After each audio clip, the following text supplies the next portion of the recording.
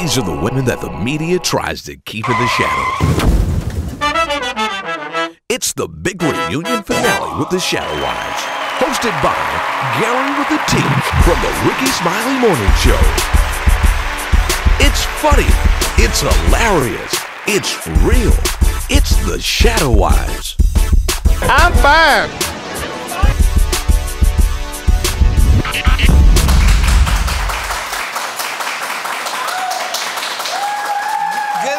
Welcome to the season finale of Shadow Wives. I'm Gary with the T. Now, these young, 5 beautiful ladies, honey, they have stood in the shadow for a long time. And I'm telling you tonight, I know for sure that they will no longer be in the shadow. But I'm going to go around the table and I'm going to let each woman introduce herself, starting with you. Jalatha Williams. I'm 27 years old. I am in a relationship. Have been in a relationship for 3.5 years now. I own a business, also a waitress, and I bartend. I'm very outgoing. I'm trying to get back into modeling, acting, anything to be in front of the camera. And I'm happy to be here. I'm happy to meet all these ladies. They've made an impact in my life. Some bad and then there was good, but I love them all, either way. I'm Yolanda Irvin Battle. I'm a single mother of 2 beautiful daughters. I'm 42 years old. I'm self-employed. I'm thankful to be here. I know this is nothing but a divine intervention from God, so I know that I am a chosen one, so I thank God for His blessing and His favor.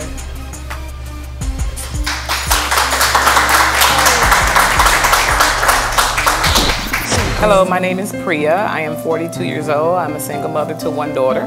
Her name is Mia. She is 14 years old.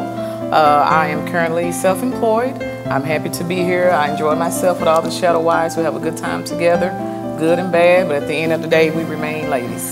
Glad to be here.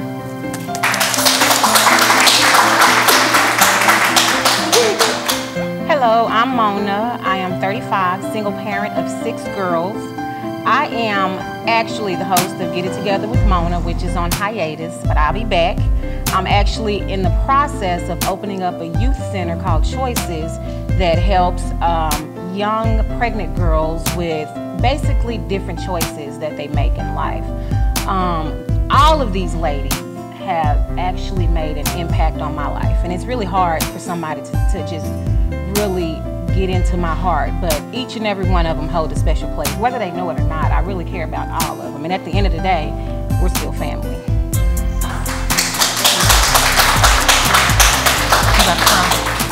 No, I'm not going to cry. No, I messed up my makeup and it took me so long to do. Hi, my name is Esther Womack, and what my age is none of your business. Okay? Right. Just know that I am here, and I am so very thankful for this opportunity to be with these lovely ladies. They are absolutely wonderful. I am a widow. I have 4 very talented sons, and I'm putting a shameless plug for my son, because my son is here tonight, and he is a rapper, up and coming, but you know, that's what moms do. I started a record label. Name is Platform Music Group. I am currently a full-time student, and I'm just so, again, very happy for the opportunity. Superwoman.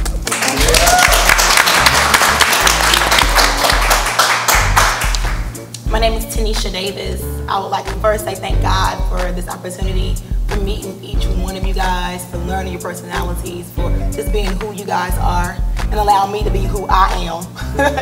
I'm 31, no kids, no husband, single. I work for GM Financial, but my side hustle is makeup and stylist. So if you need to be styled, you can come see me. Fashion stylist. I'm so into fashion. That's why I love Gary and this fabulous jacket that he has on. It's so fabulous. And the socks. The socks. Check out his socks.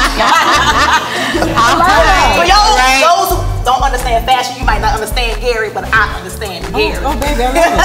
All right. Well, ladies, give it up for yourself. Okay. And I sing, hold on. And I sing on the praise team at Spirit of Prayer Ministry. My church here in Fort Worth. Now I'm done. She's done.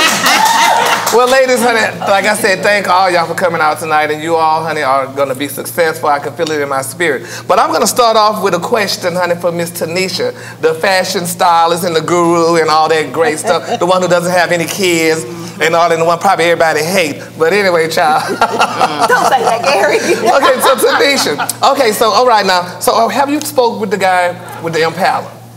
No. I mean, and so why did you call him, you know, why did you give him that label, the guy with the Impala? Because I didn't ask him for his name, and that's who he was to me. Well, like I said, I saw him, and that's what he was driving, so that's what he was, the guy who was driving the Impala. So, I mean, so you didn't want, I mean, with you being a shadow wife, do you not feel that you could have gotten out the shadow and maybe met this guy and talked with him and become a wife? That's what I'm saying. Like, okay, when you first meet people, I know when I made that statement, we were having a discussion about what we look at when we first meet someone. That was a whole conversation. If somebody said, you know, look at shoes, they look at teeth, I'm looking at what you have, because like I explained to one of our viewers, I was like, my granddad owns his own business, my dad owns his own business, my uncle owns his own business. Every man around me go out there and get it. And so I've been exposed to men who do go out there and get things and nice things and have a nice family, and you know, that's what I was grown up around, you know, so that's what I'm used to. So Mona, would you think that Tanisha's materialistic? Yes. I figured that. so why would you think that? I mean, because what would make you think that she's materialistic? Because I mean, what you just said I'm is, not going to say know, materialistic. I'm going to say just superficial. I'm going to say that because you really cannot judge somebody by what they drive. Well, Tanisha, and you know what, I kind of understand about the Impala because it does symbolize his hood as opposed to BMW. You know, I mean, BMW symbolizes black man working. Right. BMW. Hello. So I kind of understand where you're coming from there, though. But you know, to each his own. When I first met Tanisha, we clicked automatically. She was sitting there, she reminded me of my best friend, Tiffany Johnson. Same smile, same body build, same energy. So I already knew I was gonna like her from jump. Miss Esther. Yes, girl. Okay, now, so what is next in line for you? So are you gonna continue the online date? Or are you gonna, you know, reach out and just touch somebody? Or are you gonna just wait till Jesus send him and knock on your door? So what's next for you? Whatever God has. And as it relates to online dating, Keep it real. Yeah, I mean, do any of you ladies have a problem with online dating? I don't think, but I don't subscribe to it. That's what I'm trying to say. Because people lie. Yeah, they do. You know, I don't really subscribe to it per se, but you know, if there is someone that, you know, I feel like, you know, we could be compatible, and he has all of the attributes that I'm looking for, and a man, yeah, I don't have a problem. Galatha, would you online date? If this relationship don't work out, yeah, I'll try anything. So you try anything? I sure will. We are praying. Y'all praying, and we need to solicit the prayer warriors too. So we really do. So, Priya, tell me. So, would you online date? Absolutely not. You would? No. Why not? I need to see the real deal. Online, you can say anything. Can't touch his thumb. You can't see what he working with. You can't see where he live, how he live, and you don't know if he, you know, you just don't know what's going on with online dating. So when you say working with, like, what kind of job he's on? That's one of the items, yeah. Okay. Elaborate. Well, what he's working with. If you're online, you're dating, you're chatting, you know, I'm this, I'm that, I'm that. You know, men, they put it out there for us to be a gold digger and to be materialistic, because the first thing they do is start talking about what they have. I got this car, I got these rims, I did this, I did that. Okay, you can do all of this, and you know, you making me think you have all this money, so if you throwing it out there, I'm gonna get it. I mean, I ain't gonna even lie, I'm gonna break you down. Amen. You're gonna be sitting in the corner sucking your thumb, rolling a penny when I get done with you. With a diaper on. No, but I mean, so you don't think that's cruel? No, absolutely not. Yeah. If he throws it out there, he wants me to catch it. Now, the problem I have is this. He's saying all this, and yeah, it could be true. So when I do my investigation, it could be true. But one problem I have, you don't tell me anything about your medical records. See, your credit can clear in 7 years, but you may have a little something that may not clear up in, you know. Yeah, but y'all still date them anyway, though. I mean, I don't know. I've already done that. That could be in the streets. You done what? I've done it. I met a guy online, and we met up in a neutral location. And to be frankly honest, it was perfectly fine. I still have conversations with him right to this day. It didn't work out as far as us being a couple. I don't even think we were trying to be a couple. It was just really friendship and companionship. And we still go out to the movies, we'll go out to eat. He'll call and be like, hey, what are you doing? I'm gonna cook tonight. You wanna come over, watch, you know, TV? It just, that instant, it just worked out. And obviously you really know a woman, I know I really know within maybe 15 minutes of meeting somebody, if that's really if I'm gonna call you again. Well, how long did it take before y'all became intimate? Huh? How long did it take? Let's tell it. Tell it. You know, I'm a grown woman. Yes, you are. With 6 children, you are definitely there. And I do grown woman things. So No. it didn't take us but not even 30 days before we became intimate. That's a long time, though. That's not a 30 long days. time. So what about 2-3 days? I know you did Probably that night. And see that exactly. Because I mean, you could be with a person for 20 years and still don't like them. That's why there's divorce at 20 years, 30 years. It really must have been good. I still talk to him. Exactly. So you see that it was some residuals. That's all right, honey. Mona. Okay. Okay. So Mona, why do you have a problem with trust? Now you were just talking about the guy that you dated, you know. So I mean, so what's the problem with trust? Well, I mean, so do you trust? I mean, did you trust this online guy?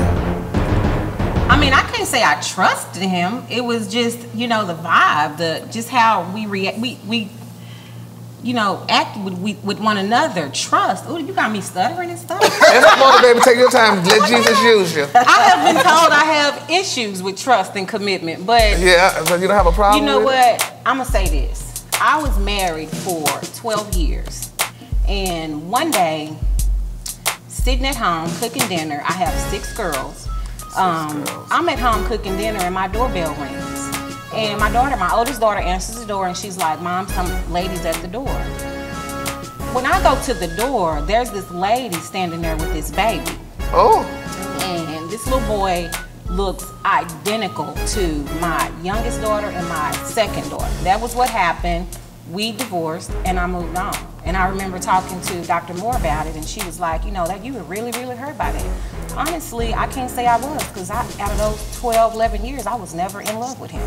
You was never in love with him? No.